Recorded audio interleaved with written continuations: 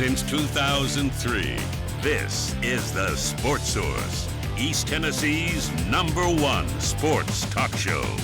Brought to you by Junk Be Gone and the Garza Law Firm. With your host, John Pennington. The Sports Source starts now. Good Sunday morning. Welcome into the Sports Source. The Volunteers get an unexpected open date due to COVID. That gives us a chance to look at their many problems we'll discuss and look at potential fixes. We'll get into that as well. Certainly big unexpected news this week in terms of the assistant coaches on Pruitt's staff saying, no, I'm not taking a pay cut. We'll discuss that and debate what message that could be sending. All that and a whole lot more, including a little bit of talk about Auburn next week, if it comes to pass. Let's get right into it. First segment of our show is brought to you by Junk Be Gone. Many people think of these folks and they immediately think about their own home. You know, I use these guys for my home. But Junk Be Gone is also great for local area businesses. Getting rid of junk, old office furniture, old equipment, even document shredding. They do it all. Junk Be Gone is a perfect call for you and your company to make right now. Trust me, I've used these guys for years. It's a great locally owned company. Mike Such and his family have just done tremendous work there. JunkBeGone.biz is where you can learn more. All right, let's welcome in the first wave of panelists today. We have from The Athletic, David Ubben back with us. David, thank you.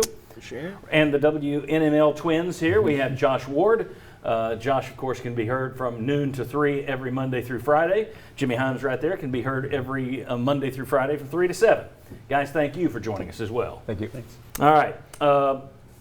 Tennessee's date with Texas A&M postponed until December 5th, starting to run out of dates in the SEC. December 12th, sorry.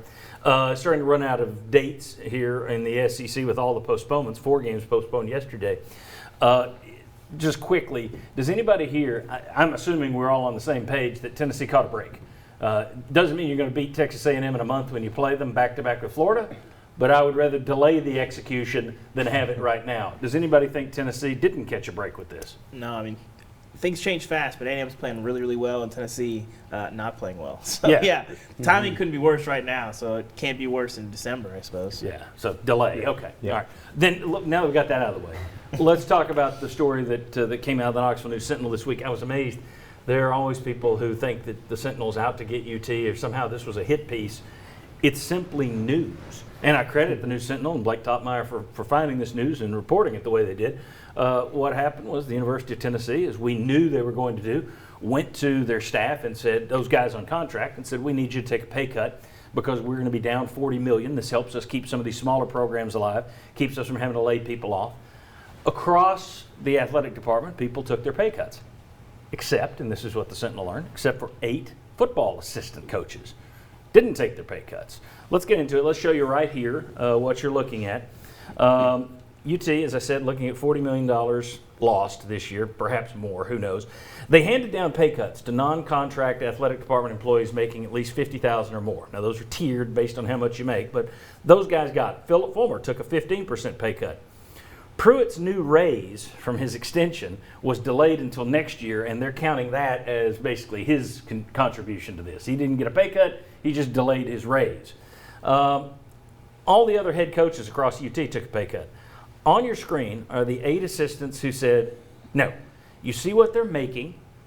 You see when their contracts expire. Will Friend in January, Brian Niedermeyer in January, T. Martin in January. 2 guys took it, as you see, and as you know, VFL's Jay Graham and T. Martin. Love of the university and some guilt, I'm sure, played on a way to factor there. But the other 8 said negative. UT was trying to save about $1.6 million if all these guys had agreed. Instead, they'll save about $1.3 million. Now, to our knowledge, the only other school that has any kind of numbers like this, and maybe there's some others out there, but the only one that's been reported is Oklahoma State, who had 9 assistant coaches said no. Their whole assistant coaching staff said no for the most part. Let's take a look at what Philip Fulmer said about this. Okay, he put out a statement. I am very grateful to all the athletic department employees and families that have taken a salary reduction and are showing support to our department during such a difficult time. They have helped prevent the need to eliminate positions as we continue to battle this pandemic and its medical and financial implications. Unfortunately, probably underline that. Unfortunately, there were some contract employees who did not agree to a reduction for their own reasons. But I am especially appreciative of all our head coaches and staff members who are doing their part for the greater good of the department. Okay, gentlemen, an interesting move because these coaches had to know what was coming down the pike. They had to know this would go public. They clearly acted in solidarity. This wasn't just 8 guys at random. You know, they talked to one another and said, let's do it this way. What message is this sending? We'll start down there and work it back this way. Jimmy, your thoughts on what you read into this about what's going on at UT? It's my understanding that the head coaches of their particular sport went to the assistant coaches and said, this is what we need to do, because all the head coaches did take some type of a pay cut. And so, as I've thought about this, I've wondered, why would you do it? Well, first off, there's a part that you really don't care that much about Tennessee or the athletic department, but T. Martin and Jay Graham do because they're VFLs. The other part is maybe you don't want to be back at Tennessee next year, or maybe you think you're going to get fired. I thought about those as 2 potential reasons for not taking this, but the optics are not good. It's a bad look. And I do think that now that it's gone public, the criticism they've taken, I would be surprised if at least 1 or more don't come back and say, you know what, I've rethought this thing. I'm going to take my pay cut. All right. Josh, your thoughts on what this tells you? And I'm asking you to read tea leaves here, right? But what are the tea leaves telling you? Sure, it leaves me asking more questions about the future with the staff, with the football program, in a sport where we hear so much about buy-in and commitment and culture, and they literally didn't buy in this case, which I think a lot of people have noted. And it makes me wonder, okay, if you're an assistant coach and you're wondering, well, in 4 weeks, am I going to coach at this university? Why would I give them money if they're going to be getting rid of me? Now, is that going to be the case with the entire staff? I would not think so. One coach that would stand out would be the one at the very top, Jim Chaney. He came back to Tennessee, and we heard so much about how much he loves Knoxville and loves the university. He's making $1.6 million. That's a guy that could very easily afford to give up money, but all of those coaches could afford to. And then you wonder about the culture within the athletic department, what other employees think when they see this. It just raises so many more questions about the future of the program that's supposed to be leading the athletic department. Yeah, there were some non-contract people, as I noted. They didn't get the option. It was just a cut. And then you've got other people over there who are looking at their non-revenue sports saying, you know, they're biting their fingernails hoping that Tennessee doesn't shut down programs the way other schools have. How are they going to be looking at these guys who said, no, I'm keeping it? What about those people they work with in the football office that make less money but had to take a cut? I don't know what this says for interpersonal relationships, which is something, again, I hate to keep going back to the Chip Towers thing, but we brought it up when it was written, when Jeremy Pruitt got the job. He's not have a reputation for playing well with others. He's had a complete flip of his coaching roster for the most part. Will Friend's the only guy who's been here for 3 years in the same position. So you've had a lot of turnover. You had a guy gone in week 4 that they exited the building. I don't know that this, and you may read it differently, I don't think this says great things in terms of Pruitt and his staff and the way they get along from the outside looking in. Yeah, they didn't do Pruitt a lot of favors. You know, you talk about what's an assistant's job. It's to, you know, take as much blame as they can and pass up all the credit to the big guy. But, you know, they talk about the, you know, I will give my all for Tennessee sign. They may have to tap a sign that says I will give most of what I have to Tennessee because, you know, it's like, it's just one of those things, you know, especially the timing, which is sort of unfortunate in terms of how they're performing on the field.